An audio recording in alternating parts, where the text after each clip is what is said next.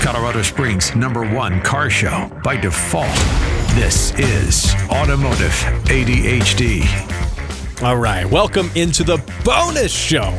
Matt West here, talking cars with you. If you just came off of the radio show, I talked about all sorts of amazing stuff. And if you're just tuning into the bonus now, go back and listen and or watch. Yes, it's on video, the podcast of the radio show. Talk all about internal combustion engines and the EV debate and why things are actually, I think internal combustion engines are winning out in the long run. I mean, I go in depth with this. We also talk a little bit about A86s. My blunder that almost blew up my A86 recently. And then we also talk about the Alibaba version of the A86. Yes, you can buy a complete shell from China now. It's just you have to buy them in bulk, and they're not cheap.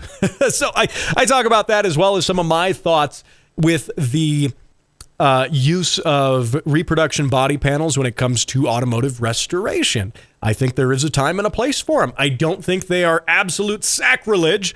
I do think there's a time and a place. So, hey, go back and listen to the show for all of that. But we're talking about here on the bonus show, Kia. Oh, I know, I'm talking about a Kia. You just tuned out right there. No, but talking about Kia's new pickup truck. Yes, Kia sees the sales from the Toyota Tacoma. They see the Chevy Colorado doing well. And they want a piece of that. They want a piece of that action. And it's called the Tia Talisman. Talisman? T-A-S-M-A-N. Tasman. Sorry, there's no L in there. I know, it's good. Hey, it's been a long week for me, wrenching on cars and almost blowing my cars up. So, Kia Tasman. There we go. I'll fix that. Hey, we don't edit this around here, but Kia has this truck is interesting. It looks a little unusual. It looks like a truck. Yes, I can see there's like a bed, and it's a 4-door truck. But it's not officially released yet. But it's also not just a concept car or a rumor. Kia's been releasing images of it. They've been releasing videos of it even because they are trying to promote this truck. Kia's, if I'm correct, the first Kia truck, like kind of like a mid-sized truck that's ever been made. Now, don't quote me on every little detail. I don't know if Kia's maybe made like little micro trucks in Asia. I don't want to say this is the first truck they've ever made because I can't say for certain. But definitely a new entry in the mid-sized truck market. And I think I want to show you a couple things. I'm going to show you, for one, the video of it here. And if you're listening on audio, I'll kind of tell you what you're seeing or what you should be seeing. You can also go check out the show on video on YouTube, Facebook, Rumble, all of those places where I guess people watch videos, so I'm told. But go ahead and check this out. It does give us some ideas. Let me hit a few buttons over here and get this working for you. There we go. All right. And then I think I got to hit one more button. There it is. Okay. So we can see this video here, and I'm not going to run any sound on it because I don't want to get hopelessly sued. But they are in the UAE testing this truck in the desert. And it's got an interesting wrap. I will say the wrap on this truck is very unusual. It's very psychedelic looking. I just paused it there. Very It's unusual for a manufactured camo. Usually it's like that zebra sort of look. I'll commend them on this. This is an interesting camo that they've done to kind of hide it a bit while it's a pre-production vehicle. And as we can see here, they got some guys testing tire pressures and all of this stuff, testing it out. They're wearing face masks. Makes me wonder what sort of other people wear face masks and like pickup trucks in the desert. Am I allowed to say that? I don't know. I just did, though. I can't unsay it.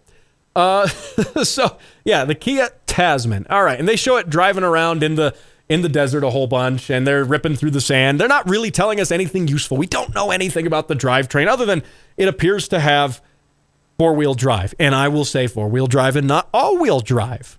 And here's why. We'll get to the point in the video here. I'll probably skip around a bit. I'll go frame by frame in a second. I'm just kind of letting it run and giving you some commentary as we take a look at it. But I have a good theory this is going to be a proper four-wheel drive truck. I think Kia is actually going all out and not just giving us something like the Hyundai, that pickup truck thing that they have, which I've actually met a few owners who really love those. And it's fine if you have if you need an SUV, but sometimes you want an SUV, but sometimes you need some more space. Sometimes you need to put things that are dirty in the back. That's, what that Hyundai, it's more of like a Santa Fe with a pickup bed. This, though, appears to be a proper truck. It appears to be a body on frame style construction. And here we go. I will now grab a couple of frames. I'm going to skip around here on the video and see right where are we at. Here we go. Should be right about. Let's see if we can find it. I'm doing this in real time. Here.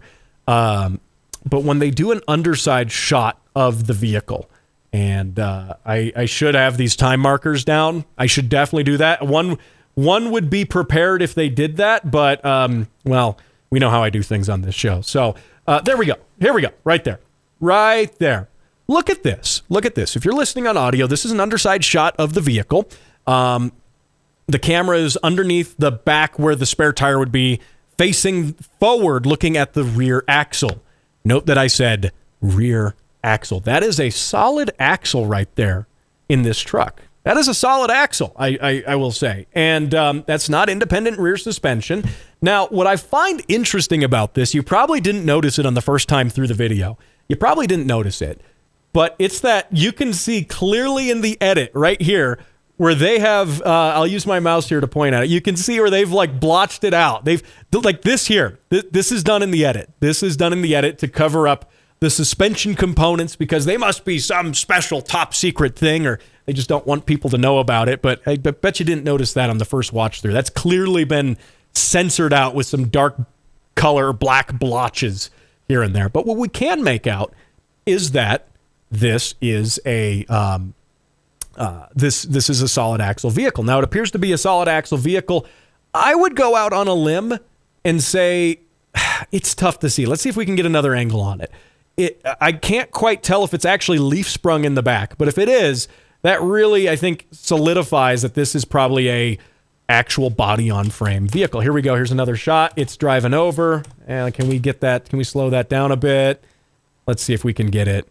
I know there's a way to go frame by frame on YouTube, and I don't quite remember what it is. Yeah, to me, that doesn't look like... Oh, wait. Yeah, right there and right there. That, you can... I would probably have to increase the saturation on this for you to see it. But on my screen, I can see there is... And we're looking again, if you're listening on audio, we're looking underneath the truck. Now, the truck is driving over the camera, and... this sort of looks like a Toyota-style differential with the drain plug here off to the side at that angle. This looks really, really Toyota-esque, by the way. Again, with the solid housing, the diff probably comes out the front of it rather than having a diff cover on the back, more like a Dana-style axle or like a Ford-style axle. This diff looks like it comes out the front of it towards the front of the vehicle. That's a solid, robust design. Nothing wrong with that. My Tacoma's that way. The A86 is that way. The A86 just basically has a little truck axle underneath it for all intents and purposes, with an LSD and some other stuff. But these here look like spring shackles.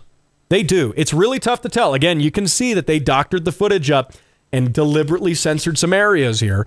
These look kind of like plates for the bottom, and those are the U-bolts for the leaf springs. So what this is telling me, and I'm just kind of picking this apart, again, aside from the masked dudes testing it in the desert, I don't see a machine gun on the back of the truck yet. I don't. I do understand that happens with trucks used in the desert, though they usually like Toyota trucks. They usually go for Toyota Hiluxes. They usually have to be white too. I'll say that much. But what this tells me, though, kind of giving you some analysis here. You can also see there's a separation looking at the side profile of this truck. There's a separation between the bed and the cab. If this was a unibody construction, those two would likely be tied together. There'd be no separation here. So to me, it looks like rather than competing with, Hyundai's pickup truck, rather than competing with the Ford Maverick, those are both unibody style construction trucks, obviously a much lighter duty truck. It looks to me like Kia is deliberately going for the Tacoma and the Colorado here, and even the Ford Ranger. And that is interesting. I've never been a big Kia guy. I've never been a Hyundai guy. Also, probably the reason they're not doing something like Hyundai, because Hyundai is within the same company and they'd be competing with themselves. I get that. But looking at this, the Kia wants a piece of this. Now, does this truck make a lot of sense internationally? I don't really know. Looking at the features here, again, it's a body, looks to me like a body on frame design. Now, the front suspension is clearly independent. But again, that's same thing with your Tacomas.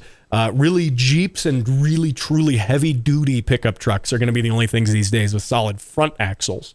But to me, it looks like this could be a robust competitor. Now, I don't, just looking at the design of it, this doesn't look like a very aesthetically pleasing truck. Not just because it's got this cool psychedelic looking wrap on it. Are those pineapples? What is that? I don't know what that is. I have no idea what that is. Those look kind of like pineapples there. I know the pineapples can have multiple meanings, but anyway, so having said that, it doesn't look very pretty, but they're going for that tough look. It is very boxy. It's got these big plastic fender arches, these sections above the fender here. I'm not quite sure what's going on with those, nor do I like those, nor do I think black plastic like that ages all that well. Bear in mind, I'm coming from, over a mile above sea level, and the sun's very intense here, and it does things to matte black plastic like that you really don't want.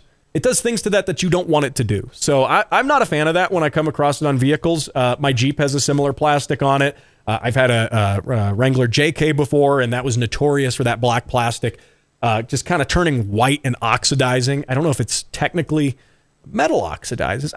Either way, the plastic deteriorates in the UV, and that on those big black JK generation fender flares, or fenders in this case, just the outright fenders, it didn't do well in the Colorado sun here. So I don't like that out the gate. But we don't know anything right now about the drivetrain, but I do see it's got a radiator in there. This doesn't look like it's going to be an EV. It's got kind of a funky looking front end. It kind of looks like that mask that Bane in the Batman movies wears. It looks like that.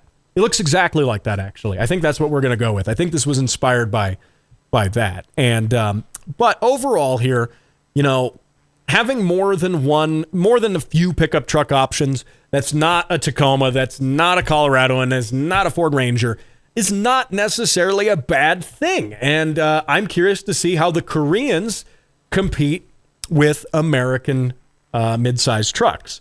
The Japanese prove that they've done it successfully for a long time. If anything, it's almost weird to me that the Koreans, which have come a long way automotively from the early days of Hyundai, they've come a long way. They absolutely have. And with that in mind, I remember Kias of yesteryear, and they weren't really that great. Hyundais weren't really that great. My mother in the early 2000s had it was a 2003 Santa Fe, and the transmission on that had to be replaced under warranty, I think twice. And it just wasn't all that nice of a car. I mean, it was adequate. It was fine. And for the money, it was definitely fine.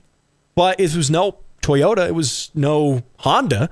Now, that can mean different things now in 2024, albeit. It seems like the Koreans have really wanted to step that game up. My gut tells me not to trust Korean cars. I've never been a Korean car guy, but what Hyundai's been doing in the past few years has been excellent, honestly. It really has. I dare say I'm kind of stuck in my ways.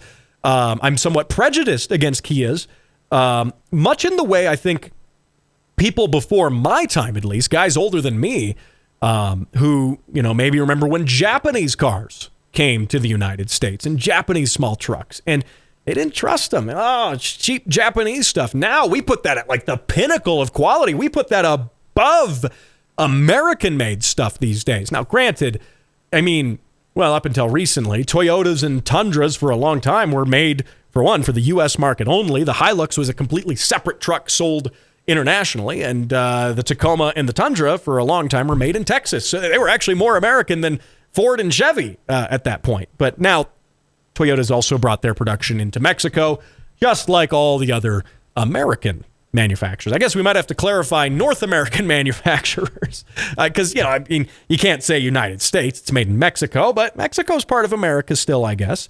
So I don't know. But I think it's interesting where the Koreans have taken this. I think we've seen huge jumps in quality, especially in their higher level vehicles. Now, are your Hyundais, your basic Hyundais, are they the greatest thing? No, I still don't think they're quite Honda or Toyota level, even though Honda and Toyota have kind of diminished nowadays compared to how they used to be.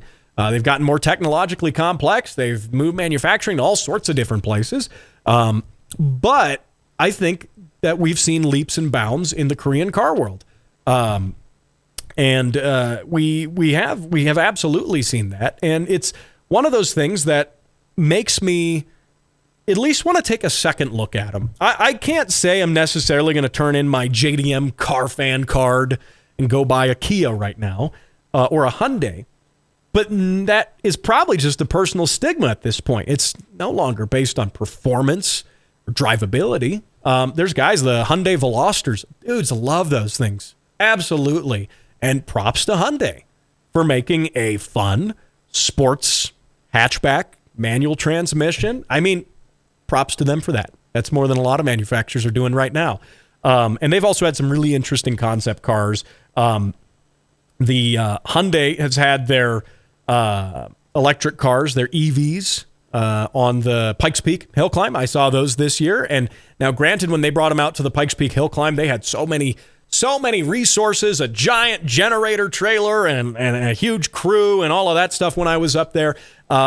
But, they're making a concerted effort to be relevant, to be thought of when it comes to performance cars. And they are making better quality cars now. So, with a Kia pickup truck, this to me, there's no promise that this Tasman is going to make it into the U.S. market. There's no promise. They're not saying that yet. They would be absolute fools to not bring this into the U.S. market, especially when you look at how relevant midsize trucks are here. They would be absolutely out of their mind to leave this out and just have it be international like the, proper Toyota Hilux. And, that's not that big of a deal because Toyota makes the Tacoma for the North American market. So anyway, I think that's interesting. Now, what you can do is looking at this Kia. Well, let's switch back over there. You can see it again. It's weird. Those are camels on the screen now. That's not what I want.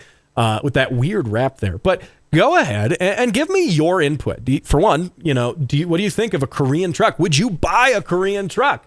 Again, I don't think I would, but at this point, it's just for personal reasons. If you ask me to say, all right, well, what does that do better? What does that do that you don't like versus your sort of Japanese truck, your Toyota USA truck? Now, mine was at least one of the ones made in Texas still. It's an older Tacoma. It's a second gen. On paper, I probably couldn't tell you at this point. At this point, it's just purely an emotional decision. And I recognize myself for at least being flawed in that sense, not looking at this 100% objectively if it was actually my money. But if you did look at this objectively, how would you feel about a Korean truck?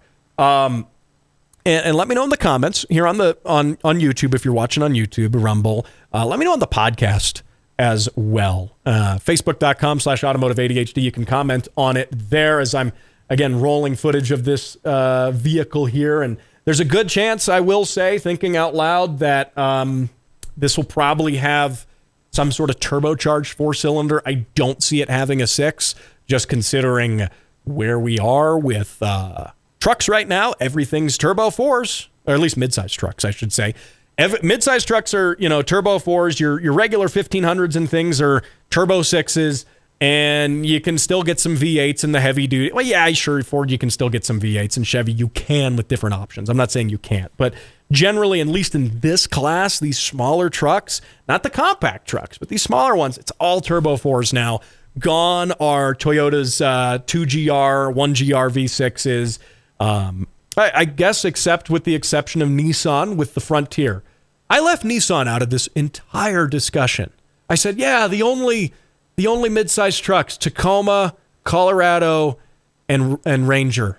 I left Nissan out completely. Well, that's what they get for being Nissan, quite frankly. That's not on me. That's what they get. Perhaps it's because it was like blocked out of my memory subconsciously, because I've had some horrible experiences helping a friend do some work on a VQ40 and an Xterra, which same thing in a Frontier. Perhaps.